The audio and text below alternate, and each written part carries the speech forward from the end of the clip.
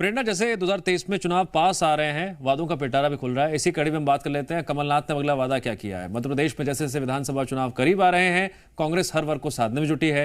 कमलनाथ लगातार बैठकें और ट्विटर पर ऐलान कर रहे हैं। शायद ही कोई दिन ऐसा दिन जा रहा है जिस दिन कमलनाथ ट्वीट कर कोई नया वादा ना कर रहे हों। जहां एक तरफ कमलनाथ जनता से वादे कर रहे हैं, तो वहीं बीजेपी ने उन्हें उनका कार्यकाल याद कराते हुए सवाल उठाए हैं। कमलनाथ का ट्विटर पर चुनावी वादा।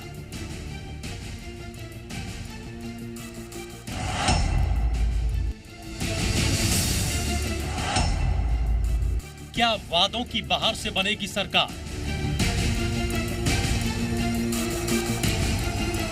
मध्य प्रदेश में जैसे जैसे विधानसभा चुनाव करीब आ रहे हैं, कांग्रेस हर वर्ग को साधने में जुटी है।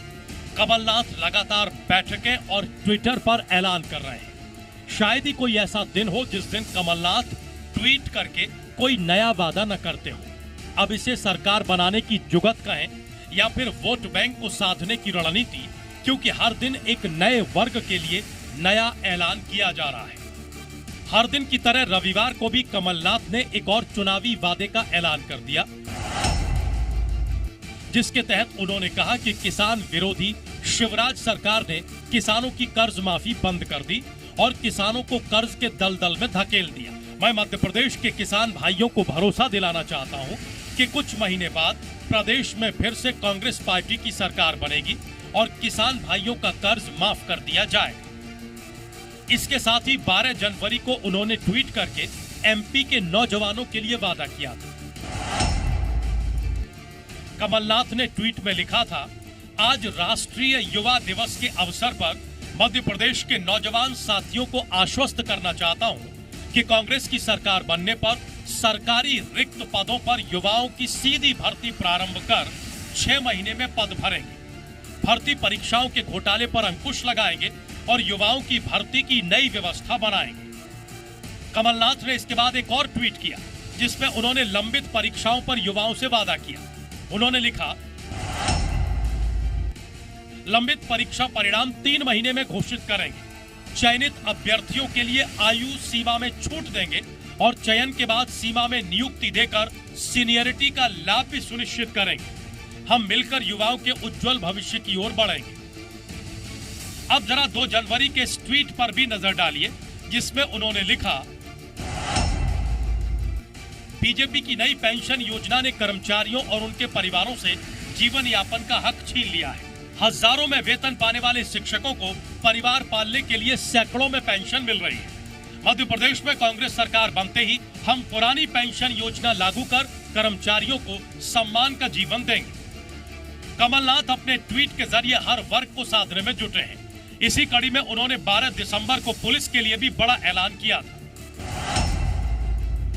शिवराज सरकार द्वारा बंद की गई पुलिस की साप्ताहिक अवकाश योजना को मध्य प्रदेश में कांग्रेस सरकार बनते ही फिर से बहाल किया जाएगा। कमलनाथ के इन ट्विटर वादों पर जहां बीजेपी ने तंज कसा है, वहीं कांग्रेस का कहना है कि बीजेपी अपनी हार को देखकर बौखला गई है। कमलनाथ जी की लापरवाही के चलते, वादा खिलाफी के चलते, झूठ के चलते मध्य प्रदेश के लाखों किसान डिफाल्टर हुए। उनके डिफाल्टर होने का ब्याज शिवराज जी और भारतीय जनता पार्टी की सरकार ने भरा और उन किसानों को ऋण की पात्रता हुई। शर्म नहीं आती कमलनाथ जी आपको? कौन आप पर विश्वास करेगा? आपका नाम अब पलटनाथ है, कमलनाथ नहीं है। कमलनाथ जी का 4.5 दशक का राजनीतिक जीवन इस बात का स्पष्ट संकेत है कि उन्होंने अपने जीवन में जो कहा है सो किया है और किसानों को चिंतित होने की, भयभीत होने की बिल्कुल आवश्यकता नहीं है। मैं पूरे विश्वास और निश्चितता के साथ कह रहा हूं कि 2023 में कमलनाथ जी की सरकार आएगी। तो कांग्रेस की ओर से वादों की बहार जारी है। देखना होगा कि जनता इन वादों के बीच किसे अपनाती है और किसे नकारती है। भोपाल से प्रमोद शर्मा के साथ ब्यूरो रिपोर्ट, जी मीडिया। और ज्यादा जानकारी लेंगे प्रमोद शर्मा इस वक्त हमारे साथ भोपाल से सीधे जुड़ गए हैं। प्रमोद, मुझे याद है जब 2018 के विधानसभा चुनाव होने वाले थे, कुछ इसी तरह के वादे कमलनाथ ने उस वक्त भी किए थे। खासतौर पर किसानों को साधा था, युवाओं को साधा था। एक बार फिर से वही मंजर दोहराता हुआ नजर आ रहा है, क्या मायने?